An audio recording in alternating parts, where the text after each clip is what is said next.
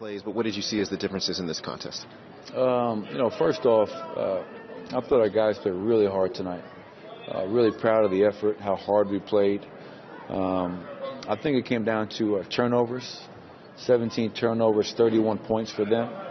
Makes it really hard to win on the road when you do that. It's the second game in a row where our rebounding has not been where it's been most of the year.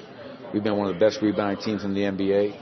And they go out there and get 18 second chance points. So that's 2 games in a row now to start this trip where we've given up close to 20 points on second chance opportunities. And we had some great looks that did not go down, in and out. But again, turnovers, lack of rebounding was, I think, probably the 2 biggest reasons we were not able to come away with this win tonight. What do you put your finger on in terms of the rebounding? How does that get straightened out? I'd say, something we're going to have to watch. As I mentioned, Chris, all season long we've done a great job. Been the #1 rebound team for most of this early season. Tonight is kind of funny, and we talked to our guys about it. They're such a high volume 3-point shooting team. Long shots equal long rebounds, and we got to get back in the mix. We got to come up with those, and they got a couple of big rebounds, a couple of big threes. And we can definitely be a little bit better on defense down the stretch, be a little bit more disciplined. Gave up a couple of big threes here and there, but overall, I have to say I was really pleased with the fight, the competitive spirit, and the fact that we gave ourselves a chance against a very good basketball team on the road.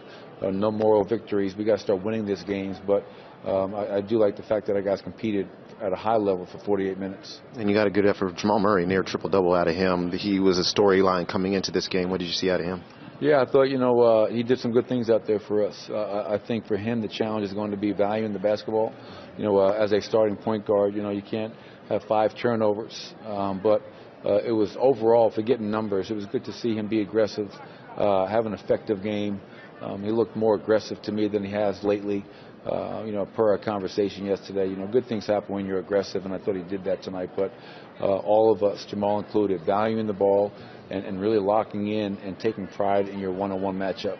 And I think that's got to be consistent for 48 minutes. You guys have played already so many close games. What is going to be the difference in sharpening the execution? Because it seems like late down the stretch, that's been what's got you guys sometimes. A couple turnovers, a defensive assignment here and there. What's the key there?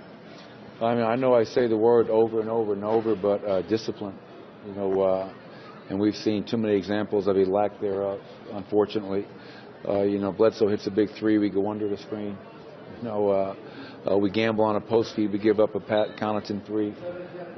We dribble into traffic, we turn the ball over. Things that we watch film on, things that we work on and shoot around in practice, and things that we talk to our guys about. But you're putting yourself in a position to win every night, so that's a positive. That's a silver lining. But at the same time, you got to be able to close these games out. And if you do get beat, it can't be because you kind of shot yourself in your own foot like we've been doing. And again, I thought the late game execution was pretty good. Aside from the turnovers, we generated some really good shots, a few that were in and out. So we're just going to stay with it.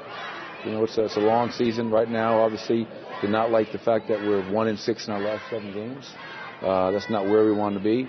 But I will say, we talked about consistency and defensive consistency, and to hold the #1 offense in the NBA to 104 points, 30 from 3, 45 from the field, shows some growth in the fact that we got back to playing the way we need to play on that end of the floor. What did you see in the third quarter? It seemed like you guys tried a number of options on Giannis. I think you ended up with 15. Just how difficult is it for you to deal with?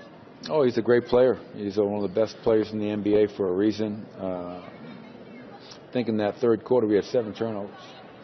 And when you turn the ball over and they get going in the open court and they get the highlight plays, the crowd gets into it. You're just beating yourself. And it's those turnovers that I think were probably the biggest reason we were unable to win tonight, is because we weren't getting a shot up.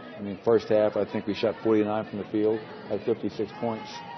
Second half, we had 42 points, and I think we shot low 30s. So, we got to do a better job of valuing it and not fueling their break, letting them get out and run and score easy baskets. Looking ahead, you guys have talked a lot about Game 82 leading into this year. What do you expect the energy level like going back to Minnesota, as you spend forward? Yeah, give them credit. Ever since the whole distraction of Jimmy Butler has been resolved, You can look at their players, and they seem to be playing with a refreshed, positive spirit, if you will.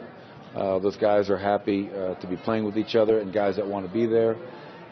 For us, obviously, it's not so much about revisiting Game 82. It's more about we're 0-2 on this road trip.